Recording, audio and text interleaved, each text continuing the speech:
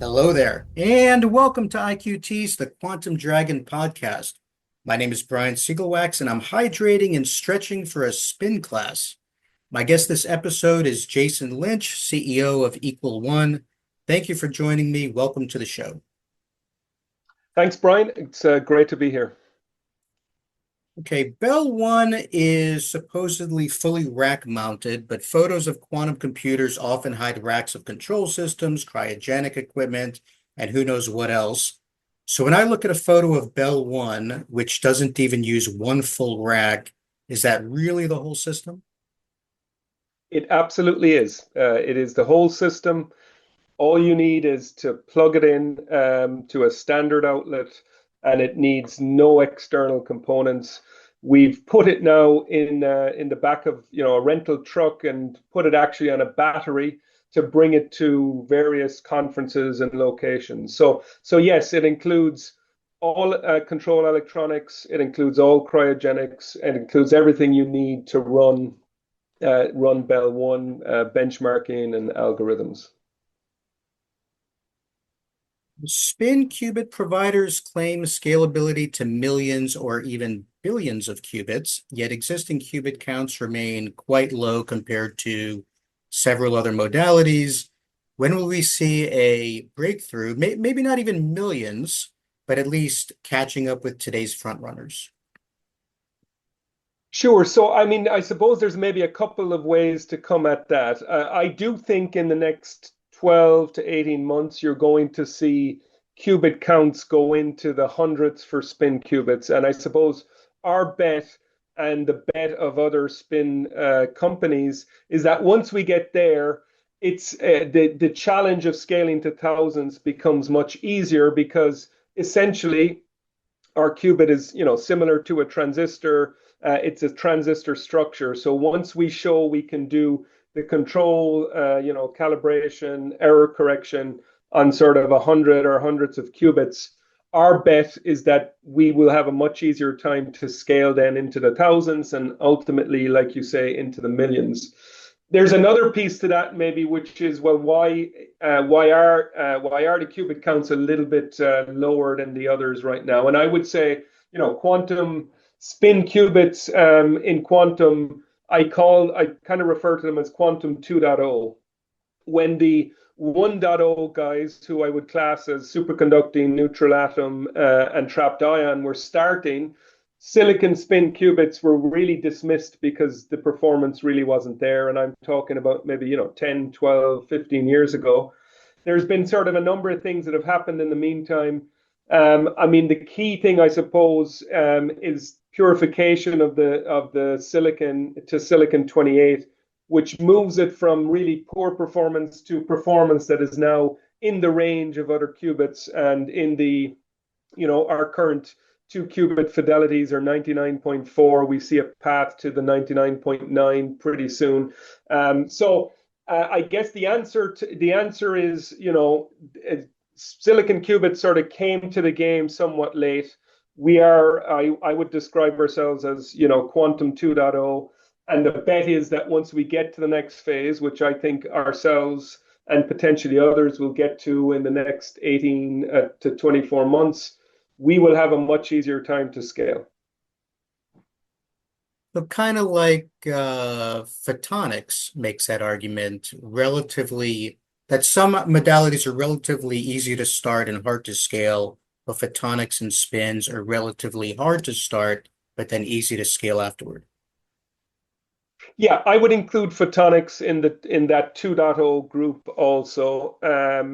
Now, I think the photonics does have challenges. I mean, as we all know, there's challenges in every modality. I think silicon photonics and chip photonics in the classical world is sort of just emerging. So the reason we chose electrons and silicon spin, I suppose, is we think that doesn't need any massive material processing or changing in fabs. And that yes, there's work to do, but that the building blocks are there already. And you have a photo that shows three of your systems. What are the timelines to classically and quantumly network them, presumably starting with circuit cutting and knitting like others have done, but then legitimately quantum networking them together? So I suppose if we look at it at different levels, I mean, our focus as Equal One is to get as many qubits in the fridge in a single package with the control as we can, and we think we can get up to millions of qubits there. Now there is networking on the chip, let's say, right? This is sort of a modular approach where we have what we call a quantum tile or a quantum core that makes a certain number of logical qubits, and we repeat that across the chip. So, the focus of our company is very much that, and then integrating the classical that's needed to perform algorithms. We look at, we do think there's, a big quantum networking play here and a quantum networking rack to rack or chip to chip, but we look to other companies for that, the likes of, I would, call out New Quantum and these types of companies. And we hope that will come along in time for us to be, to have our maximized the number of qubits we can fit in the fridge. And then quantum networking is also there, so we can network to, classical quantum, whatever we need to, in the kind of 4, 5, 6 year time frame. That previous question was about three 22U systems. I see measurement control, readout, and error correction, including ARM CPUs and AI accelerators on single silicon chips. How are you going to compress all of that plus cryogenics into a 6U form factor? Sure. So again, let's come at it from a number of angles. So the current machine does not have the what we call the Unity Q or the cryo CMOS chip inside in the fridge. That will come in the next generation. So the control systems today are outside of the chamber and in the rack.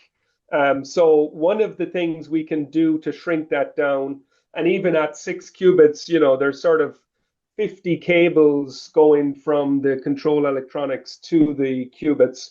And we believe all modalities are going to face the wiring challenge. It's been faced many times before in industries like ours. And our belief is that integration is the only thing that will get around that wiring challenge. So in the next generation, we put in what we call our Unity Q chip, which is a cryo CMOS chip, which has all of the components needed to control the qubits inside of the chamber, right next to the qubits.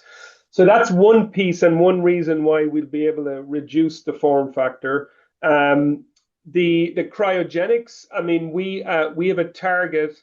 I suppose the nice thing about one of the nice things about silicon spin qubits is they're termed hot qubits, right? That's in the industry, they're termed hot because we're comparing them to superconducting. So superconducting typically 10, 20 millikelvin. Our Bell 1 machine today operates at 300 millikelvin. But this is a sort of a soft degradation, right? The qubits don't stop working, they just degrade as you increase the temperature. And our belief is we can get them to 1 Kelvin, where we can get a sizable power available in the fridge to do the electronics. We've talked to the cryomechanical guys who build the cryomechanics, and we think a watt of cooling power is possible in a rack form factor at 1 Kelvin. And the nice thing about a watt at that temperature is when you cool down all of the electronics, there is complications in the design and all of that. But one of the things you get as a benefit is you reduce the leakage to almost zero. So one of the main reasons why AI takes so much energy today is because you have 300 billion transistors, and every single one of them has a leakage that you can't get rid of. And when you add all that up, it ends up being the megawatts that we have today. That almost goes to zero when you go to cryogenics. So for 1 watt of a thermal envelope at 1 Kelvin, you can get the equivalent of many times that at room temperature. And that's why we think we can scale this to the millions of qubits with that type of thermal envelope in that form factor. Quote, Bell 1 plugs into a standard, I think you already just said this, I'm being redundant here, but Bell 1 plugs into a standard electrical power socket and consumes just 1600 watts during operation, significantly less than traditional quantum systems, unquote. So that's at 6 qubits. So in terms of scalability and all of the components and packing the qubits in there and everything you just said, how much longer will you be able to make that claim about using a standard outlet, or is that actually the plan, a 6U form factor and plug it into a wall? And does that include millions of qubits? Perhaps no, I think that we don't intend plugging it directly into a kind of a household outlet, but certainly we plan to fit in with a data center standard data center requirements. And I guess the racks are now changing and increasing, but we would certainly expect this to be under 20-30 kilowatts, right, which is pretty standardly available now in the data center, right? So essentially what you're looking at is you're looking at the efficiency of getting down to 1 watt of cooling power, right? Yeah, again, we've talked to the cryo mechanical folks and the cryogenic teams, and they think that that's doable, and we can still stay within standard data center requirements.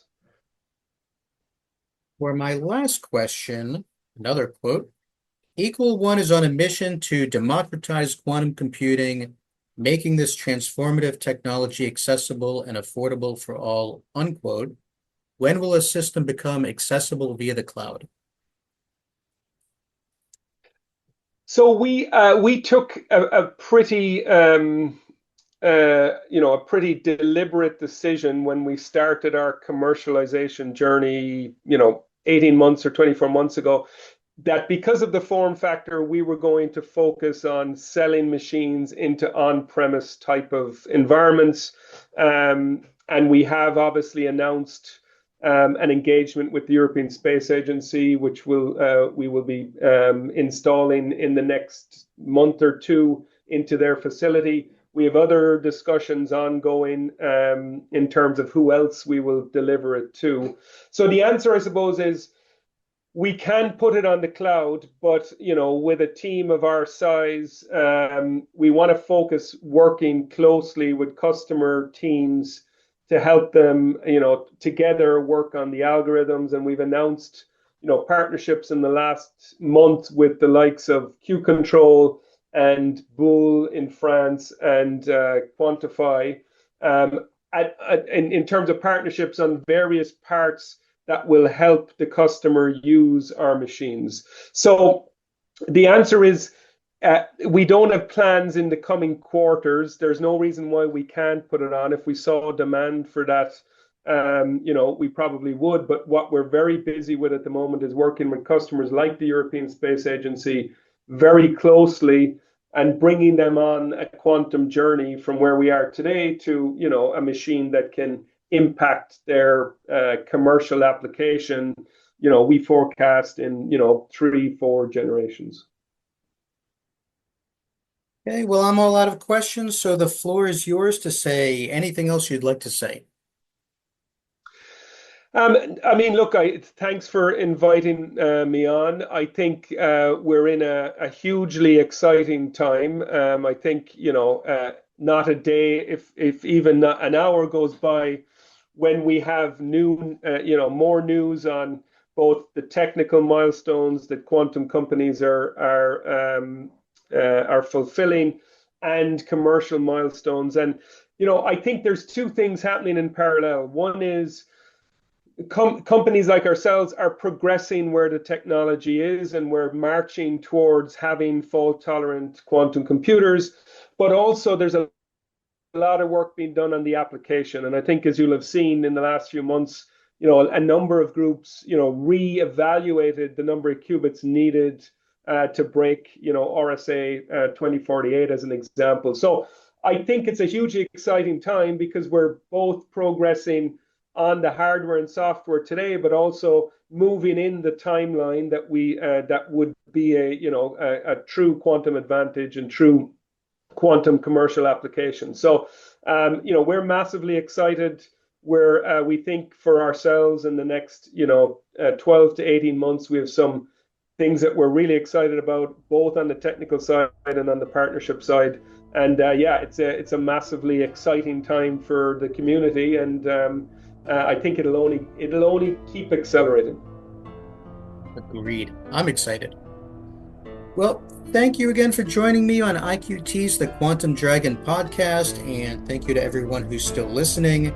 As always, I invite you to stick around for the outro music. It's called Dungeons and Dragons. Enjoy.